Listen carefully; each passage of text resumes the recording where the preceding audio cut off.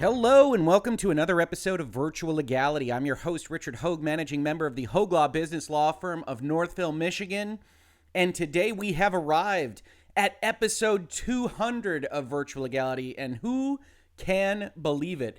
If you've been with us since the beginning, which isn't that long ago, I very much appreciate you following along with the channel as it's grown, as we've kind of figured out exactly what we want to talk about in this space, gotten our thumbnail game together, although it's still not perfect, and otherwise advanced from what was a little bit of clip art and a little bit of talking about law and business to hopefully what is now a even much more educational and fun show that a lot of people get to participate in the comments and otherwise help me figure out what the next episode is going to be about. I very much appreciate it, and I'm very excited to have put out now 200 episodes as soon as I'm done with this one.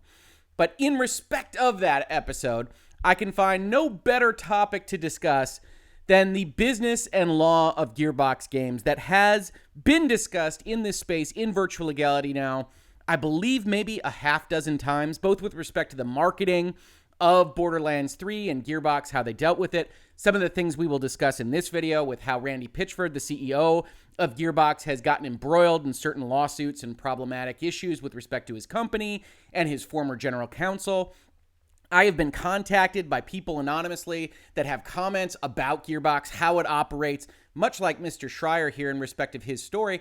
And in that respect, we'll find a couple of areas where I find the reporting here on this article that went up maybe an hour ago at this point to be a little bit assumptive, a little bit problematic in how it describes what's happening here. So from the perspective of a business lawyer, from a guy that's interested in contracts, I want to talk a little bit about Kotaku versus Gearbox, how they have framed what is Gearbox not giving out bonuses to the extent that clearly some of the employees at Gearbox were expecting.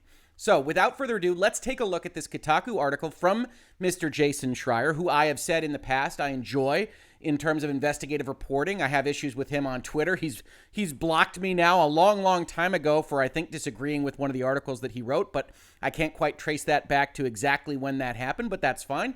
That is your right. That is your want if you're on Twitter or any other social media to block whomever you like.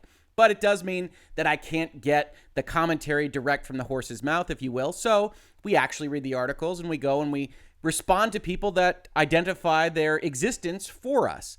So let's take a look at what this headline says. It says sources, so anonymous sources.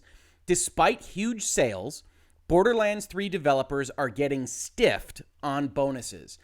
Now, I want to take a step back because it's not always the case that the person that's writing the article is responsible for the headline, which is why I labeled this Kotaku versus Gearbox and not Schreier versus Gearbox. But one of the things that jumped out at me and made me want to read the article, admittedly, is this phrase stiffed on. And I don't know about you, but in terms of connotation, in terms of the underlying meaning of a phrase like that, I think of it as cheated. I think of it as a phrase that suggests that somebody is lying, that you are owed something and you're not getting it because someone is a bad actor that is keeping that from you. I went and looked up some of the definitions for this, and indeed, on the free dictionary, obviously a source above reproach, so make of it what you will, the very first definition is to cheat someone of something. Oh, that's how I think of it, so that made sense to me. But it also means the second definition that they've highlighted here, to fail to give or supply something expected or promised, which doesn't necessarily have that connotation of cheating, although it's kind of implied even in that assumption, right? That you have promised somebody something, that they have an expectation of receiving something, and you have now failed to give it to them. And we're going to see in this article that Mr. Schreier has written that one of the premises is essentially that these people that have sourced this story for him, that are employees at Gearbox, were promised something months ago, perhaps made plans, developed dependencies on that promise, and are now not going to receive what they were promised, according to these sources. And so he or Kotaku felt comfortable saying that they got stiffed on these bonuses. I have an issue with that primarily because I think it reads as cheated out of more than just not getting what may have been implied that you would be getting, but reasonable minds can differ on that score. So we will continue with what the actual substance of this article is. It says the video game Borderlands 3 was a big sales success when it launched last fall. Okay. According to its publisher 2K, which described it as a $1 billion global brand. Now, that actually doesn't describe the sales success. And so we start out with an interesting kind of standpoint of this article. That's typical puffery. That's marketing speak, the kind of which we've discussed in Virtual Legality as things that you can't sue over. So when you say, this is $1 billion global brand, it doesn't actually speak to how well Borderlands 3 sold. We'll see that they do speak to it later in this article, and that's useful, but it's not terribly useful for selling the premise that this was a big sales success in Borderlands 3. That's why it was shocking to employees at Gearbox, the developer of the game, when the studio's CEO, Randy Pitchford, told them yesterday that they would not receive the significant royalty bonuses they expected. Employees at the studio will get small bonus checks, but nothing close to the tens of thousands or even hundreds of thousands that many had expected. This account is based on conversations with 6 people close to Gearbox, all speaking anonymously because they were not authorized to talk about what happened. Some said it was crushing news that had upended their financial plans for the future. So just at the start here, you notice a couple things.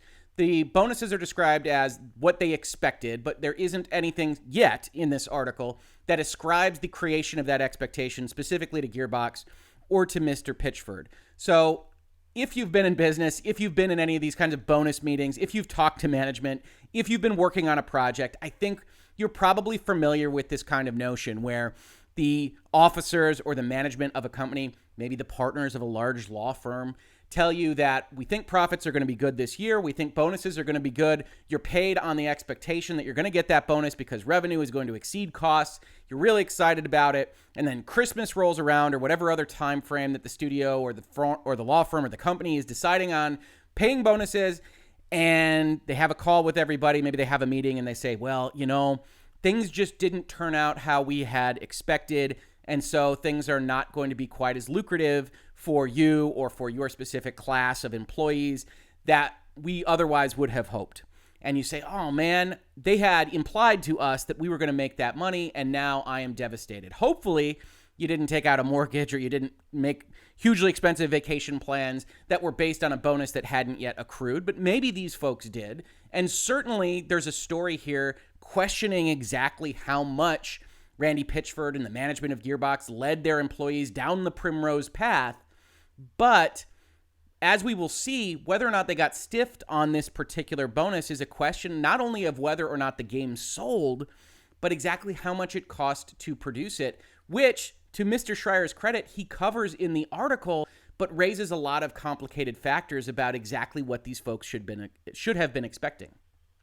Continuing with the article, it says, Gearbox, based in Frisco, Texas, offers its employees below average salaries for the video game industry, according to more than a dozen current and former Gearbox staff who have spoken to Kotaku over the years.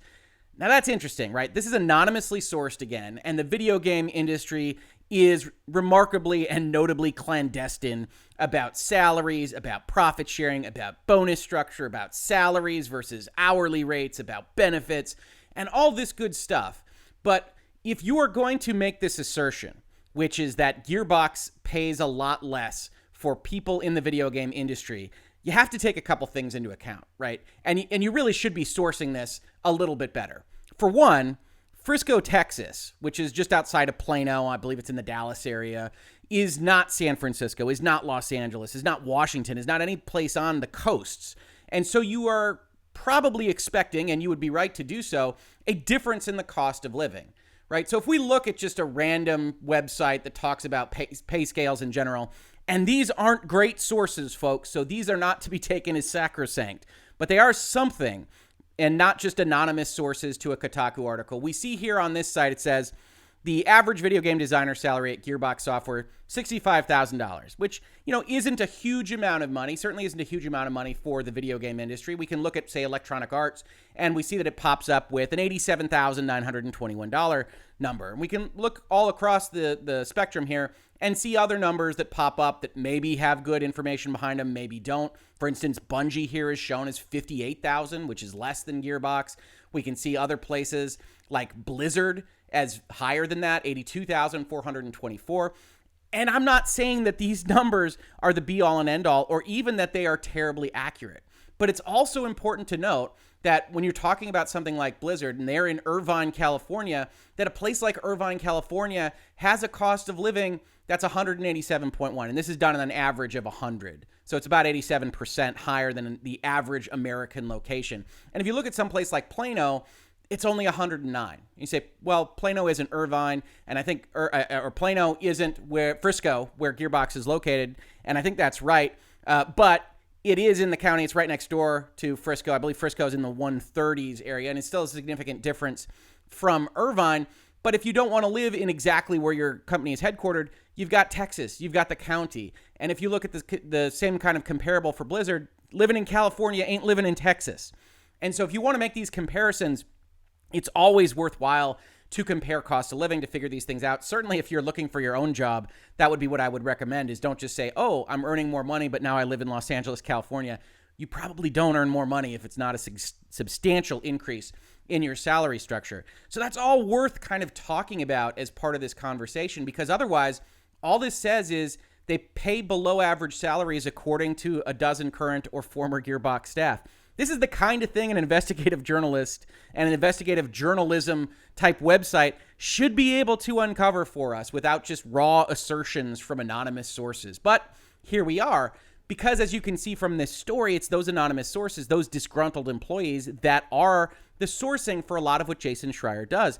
To his credit, he puts out good work, but it does leave these potholes. It does leave these holes of information around which, when he gets to editorializing, when he gets to making those kind of op-ed remarks like we will see in this article, we have to take them with a grain of salt, because not all of the logic is there, especially if you're paying attention to the business terms, which he's about to go into.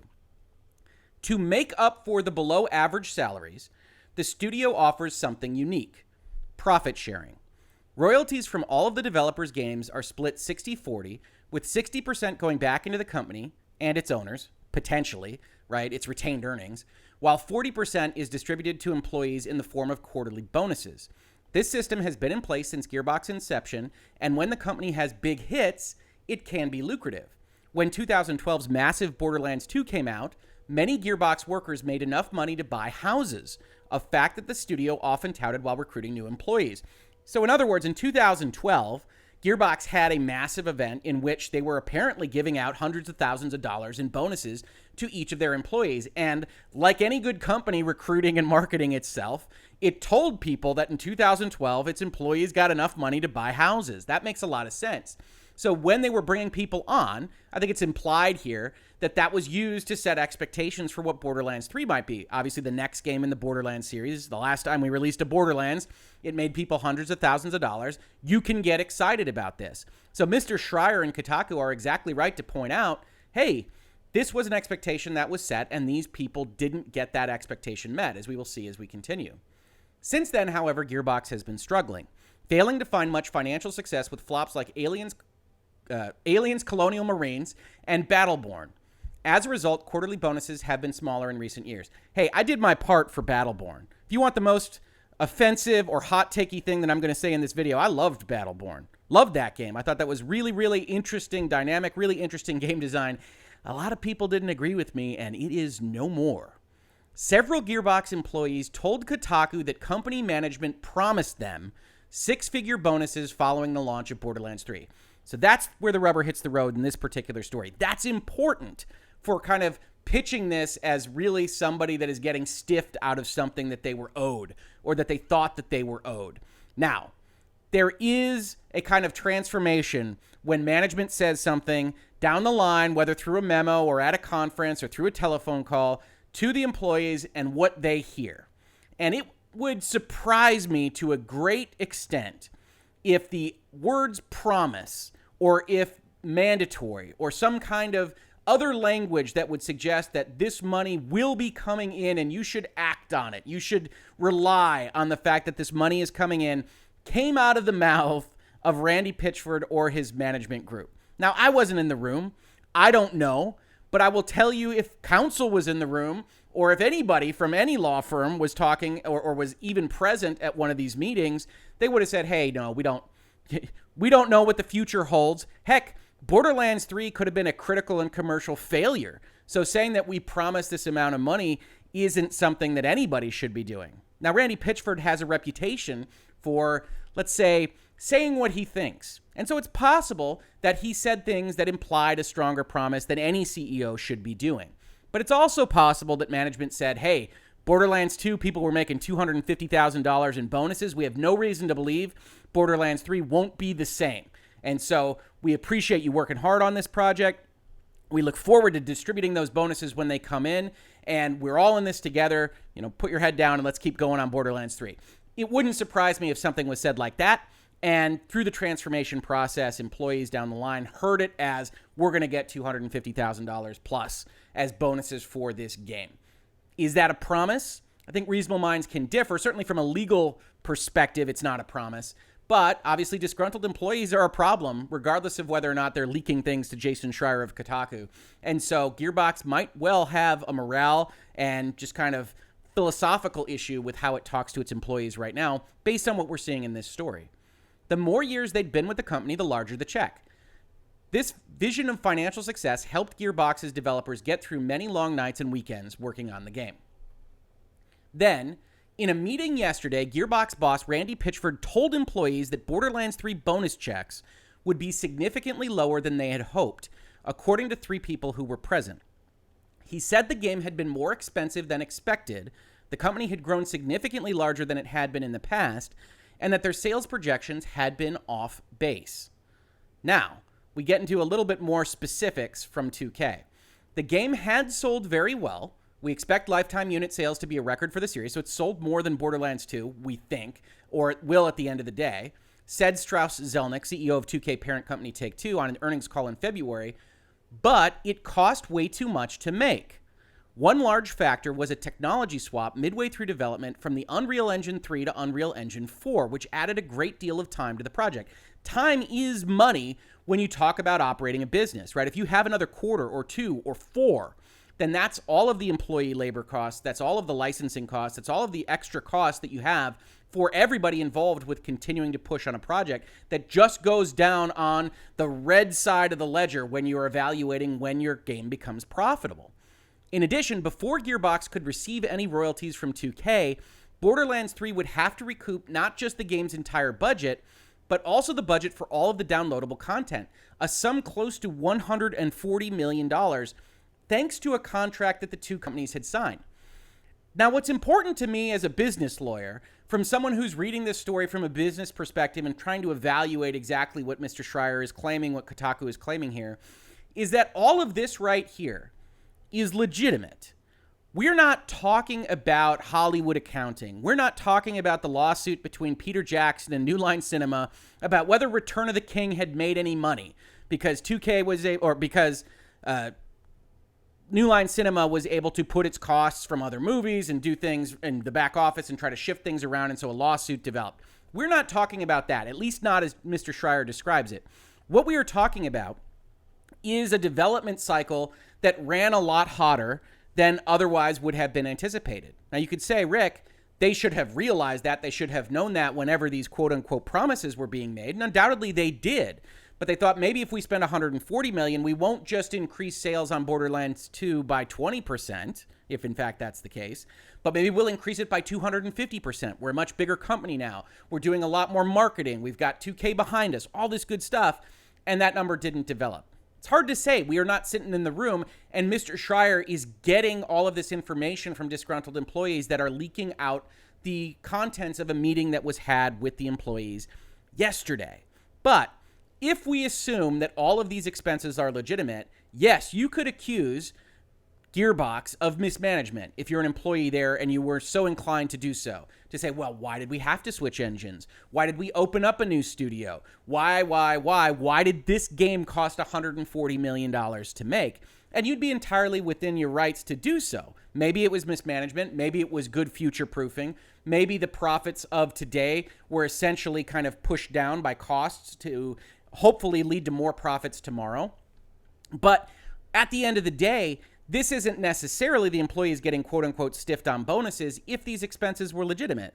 If nobody was stealing anything, nobody was misaccounting, nobody is trying to move profits from one bucket to another in order to avoid paying bonuses. It's just the case that the game cost way more than it was otherwise expected to cost. Continuing with the article, Pitchford also told Gearbox developers that if they weren't happy with the royalty system, they were welcome to quit, according to those who were in the meeting. Yeah, that does kind of ring true to what we know about how Mr. Pitchford comports himself, what he tends to say in these contexts. So it's really no surprise that if any employees were upset about what they were hearing in this meeting, he could say, hey, if you want to go get flat salaries, I welcome you to go work somewhere else. I will tell you from my personal experience that in various places where I have worked, I have been in meetings like this, generally on the employee side, and I have heard these kinds of conversations, and I have had that message delivered to the employees, which is to say, people have told us that if you wanted a different financial arrangement, you can happily go work across the street or in a different state or across the world, because this is the way we do business at X, Y, or Z. So that sounds bad, and it is bad. It's not necessarily the way that you want to lead your company, but it doesn't necessarily mean that all of this infrastructure is false or bad or otherwise cheating somebody out of the system. He did not attribute the diminished bonuses to the coronavirus pandemic, which had led to economic uncertainty and pay cuts in many other fields. He did say that he hoped to get more money to employees as an advance from 2K on future royalties, to get more liquidity, more cash in the door faster because of what's happening in the world today. Now, Gearbox also had a statement, which to Kotaku's credit, they wound up publishing. And they said as follows: Borderlands 3 represents an incredible value to gamers and an incredible achievement by the team at Gearbox.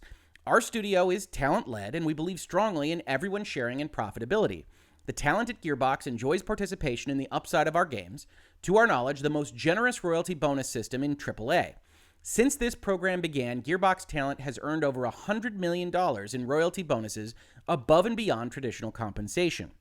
In the most recent pay period, Gearbox talent enjoyed news that Borderlands 3, having earned revenue exceeding the largest investment ever made by the company into a single video game, had officially become a profitable video game, and the talent at Gearbox that participates in the royalty bonus system has now earned their first royalty bonus on that profit. Additionally, a forecast update was given to the talent at Gearbox that participates in the royalty bonus to set expectations for the coming quarters. Gearbox is a private company that does not issue forward-looking statements to the public, but we do practice transparency within our own family. In other words, what they are saying is this meeting yesterday was, okay, we can now see what our sales are going to look like. We can now kind of see the curve of what Borderlands 3 is likely to make. We have crossed the threshold of exceeding costs, and so we're now going to be sending out profit checks. And we can also kind of forecast what those profit checks are likely to look like for the next 8 quarters or what have you. And that's the meeting that resulted in this article where folks said, well, we thought it would be $250,000 and it's only $25,000, whatever those numbers might actually be. As they say, they're a private company, so they don't have to share them with anybody. But they say they went through this process. They told people what they needed to be told, precisely for the opposite reasons that Mr. Schreier is ascribing to them here in this article, that they want to be transparent and that it's important to have those conversations with people. So again, it comes down to, were people deceived by whatever Mr. Pitchford or management might have said while working on Borderlands 3 about what money they could make as part of this bonus program? I have no doubt in my mind that some folks either misheard or were misrepresented by whatever management would have told them. And so I am very sympathetic to that, because when you start talking about a profit-sharing program, when you look at past results and you say, ooh, that could be a lot of money, I'm pretty excited about that, and it turns out that that's not the case, that's very disappointing. And maybe you go and you leak things to Mr. Schreier at Kotaku. But there's a reason that public companies always have the disclaimer that says that past results are not an indication of future performance, right? You see this if you're investing in stocks. You see this if you are looking at public returns from any company. Maybe you were looking at Electronic Arts or Activision. Those past results are not indicators of future performance. And I would hope that in whatever Gearbox documentation is used to evidence their profit-sharing program, there's a statement along those lines, just from a legal perspective, that says that. That says, here, we'll show you what you earned if you would have worked on Battleborn or Borderlands 2 or all these other games that we've made. But we don't know what Borderlands 3 will be. And yes, management has very high hopes for it. Otherwise, they wouldn't be investing $140 million into the program. But we don't know what we don't know. We don't know what sales will look like. And if all these costs are legitimate, nobody really got burned. It's just that those bonuses weren't as high as something like Borderlands 2. continuing with the article, we start to get into the really weird stuff, right? We start to get into the stuff that caused me to make this video. Last year, former Gearbox lawyer Wade Callender became entangled in an ugly set of lawsuits with the studio. True. In one suit, he alleged that Pitchford had taken a $12 million bonus in 2016 when development started on Borderlands 3. True. The bonus did exist according to two people with knowledge of what happened, but it came out of the company's 60%, not the 40% of profits that were meant to go to employees. Okay, so the sourcing on this gets really, really weird, right? Because the bonus did exist according to two people with knowledge of what happened doesn't make any sense to me because I covered all of this. This is known. This is public. This is all information that is widely available. You don't need to use anonymous sources for this. I did a virtual legality last year in the summer called Randy Pitchford's $12 million magic trick, A Lawyer's View. I wound up giving quotes to Game Daily Biz and Mike Futter, who was making an article about it called Former Gearbox Employee Provides Proof Randy Pitchford Diverted Funds to Personal Company, in which we talked about exactly what happened here.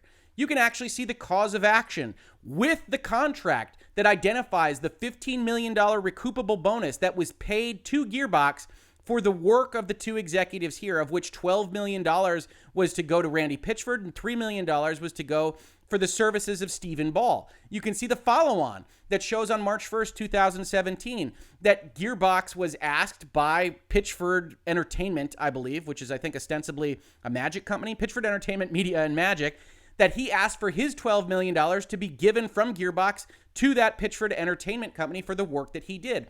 I analyzed this in this video, talked about whether or not it was embezzlement because a lot of people asked me about it. Talked about the tone of the case that was brought by Mr. Callender against Mr. Pitchford. I had people respond to that video anonymously and talk to me about the goings-on at Gearbox and what was happening and helped inform my understanding of what was occurring here. I have the same type of anonymous sources as Mr. Schreier, but all of this was public. You don't need to source it with anonymous sources. And worse than that, right? We've got this situation where all of this did happen. This is true. But worse than all of that is the fact that in October of last year, they issued a statement that basically exonerated Mr. Pitchford and Gearbox. Now, we talked in virtual legality in the episode I just highlighted about whether or not this was kind of natural for a settlement. But the statement actually says, upon review of all the evidence in the case, it was of the opinion of counsel that the evidence exonerated Randy Pitchford from the allegations against him. All misunderstandings between the parties have been corrected, and apologies were exchanged. Because the parties are mutually bound by confidentiality, no additional statements will be forthcoming. Now, you don't have to believe any of that. As a matter of fact, in this video, I say, well, that's natural for a settlement. I don't know whether Mr. Callender believes that. I don't know whether Mr. Pitchford believes that.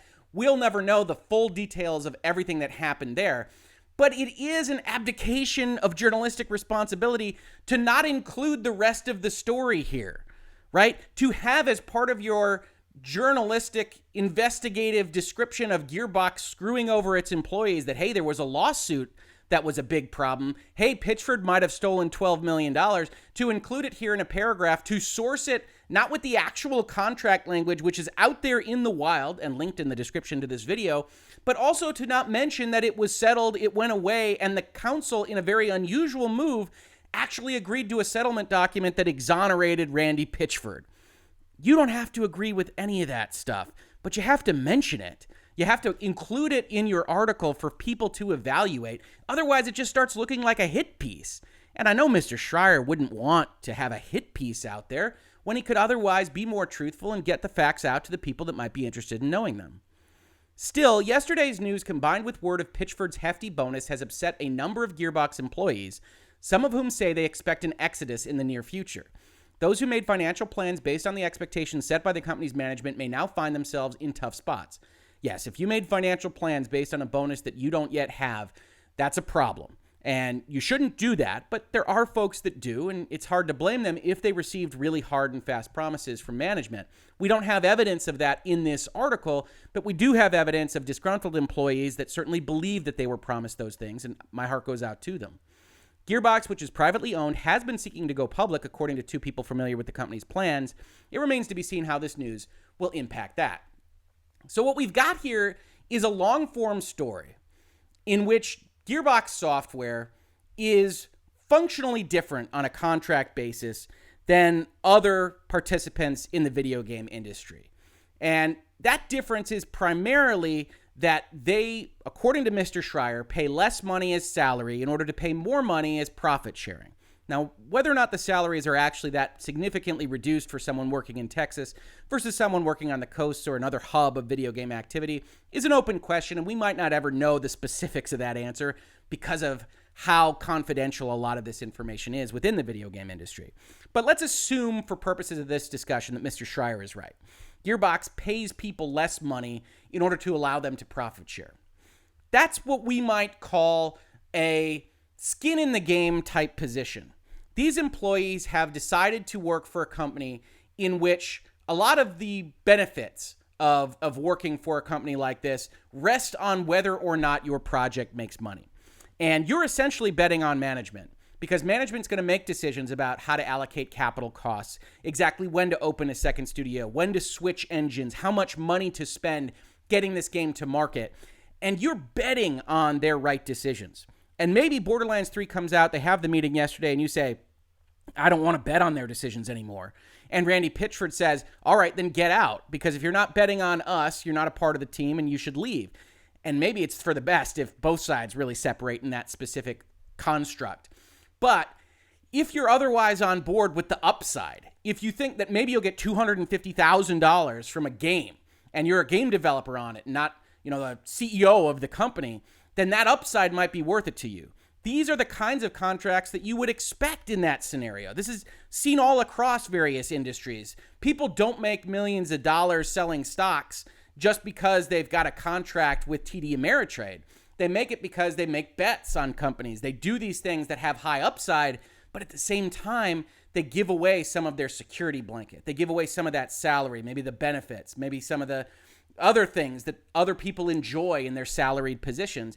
And they also take on a potential for downside, right? If Borderlands 3 doesn't make any money, if it turns into Battleborn, then the Battleborn folks, despite the fact that Rick Hoeg at Virtual Legality really enjoyed it, doesn't make any money for the employees at Gearbox. And they look at Randy Pitchford and say, man, I wish we would have made money on that. And he says, I do too. But we move on, and we hope management does a better job the next time. So maybe the story here, and it's worth telling, is that Gearbox and certain employees at the company have lost faith in the overall kind of steering of the ship that the CEO is doing. Not necessarily because they got stiffed out of bonuses specifically, but because the games that they are making aren't as successful as they otherwise should be.